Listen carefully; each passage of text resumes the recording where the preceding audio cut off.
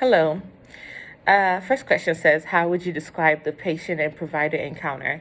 I think the encounter between the provider and the patient did not go well.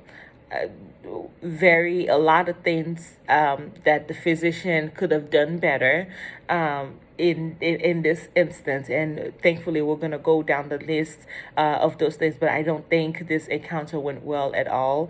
On a scale of 1 to 10, I think this was probably a very, very, very low 3, if you were to ask my opinion. The second question says, how does the provider's approach to diagnosis and treatment impact the interpersonal relationship of these two individuals? First of all, the provider was not listening to the patient, or was not letting the patient actually tell them what was wrong with them. As this lady is expressing herself, the provider kept interrupting her. And to me, that shows a certain level of superiority, or it shows a certain level of, I don't really care what you have to say. I'm just going to pick cues of what I think is wrong with you, and I don't have time to actually sit here and listen to you tell me exactly how you're feeling. And so to me, you doing that just kind of makes the patient feel like an object, not a human being able to express themselves. So therefore, there's no way that they can have an interpersonal relationship, because the patient is not able to fully tell you adequately, how they're feeling without you interjecting and interrupting them, making them feel like what they have to say is not important.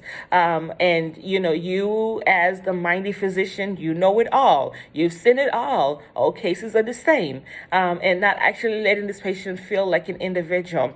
Third question, what are the nonverbal behaviors and environmental factors that may be contributing to the patient's attitude and perception and communication? When the physician walked into the room, physician didn't even acknowledge the patient by name. Hi, Sarah. My name is Dr. So. How are you doing? Yes, the doctor said, how are you doing? But immediately, that question didn't even seem like a genuine question. It was more of, okay, tell me what's going on so that I can hurry up and get out of here. That's terrible, because not only was she sitting in there in the cold for over 30 minutes waiting for you to come in, and you came in, not once did you apologize for keeping the patient sitting in there. When you walked in, she told you that she was cold. Not once did you say, oh, I am sorry about that. Let's see how we can get you warmed up. And she also expressed that you startled her, which further lets me know that you probably did not knock. She wasn't expecting for you to barge into the room. She could have been naked, and that's not how she wanted you to see her. There was no way. You didn't even give her an opportunity to actually express herself. So that obviously is going to build up a wall and a lack of trust between the physician and the patient. Number 4, identify an example of the provider's communication behavior that contributed negatively to the communication exchange. Like I said earlier, you walked into the room. Not once did you acknowledge the patient by identifying them by their name. You didn't even knock. You walked right in. When she told you how she felt, you ignored that. You didn't empathize with this patient. As she's speaking, you keep interrupting her and making up your own, suggestions or quote unquote diagnosis on what you think is actually wrong with her. When she expresses it to you that her friend thought she had ulcer, you instantly, just blocked that off, and you knocked it off and said, no, you don't have ulcer. That's not what I think you have. When you wanted to examine her, not only did you not have a nurse in there, this is a young lady, you were supposed to have somebody else in there for not only your protection, but for also her protection, so she can feel a little safe. She's in there with you by herself. She doesn't know if what you're doing to her is what you're supposed to be doing. You motion for her to move back, as if to say you were talking to an animal. You couldn't even open up your mouth to say, hey, could you lay back a little bit? I would like to examine you. You start touching her. She tells you that she's in pain. Not once did you say, I am sorry. Does this hurt? Does this not hurt? You proceed with what you're doing.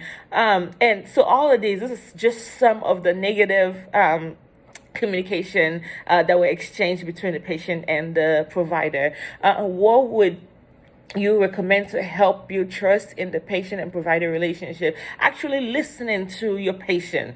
That goes a mighty long way. Making them actually feel like an individual, like you care. I know you see a million and one patients a day, if you would allow me. But each one needs to feel like, oh, my provider actually cares about my well-being. My provider cares what I think. My provider cares how I feel. My provider actually let me finish my sentences without jumping in and interrupting me.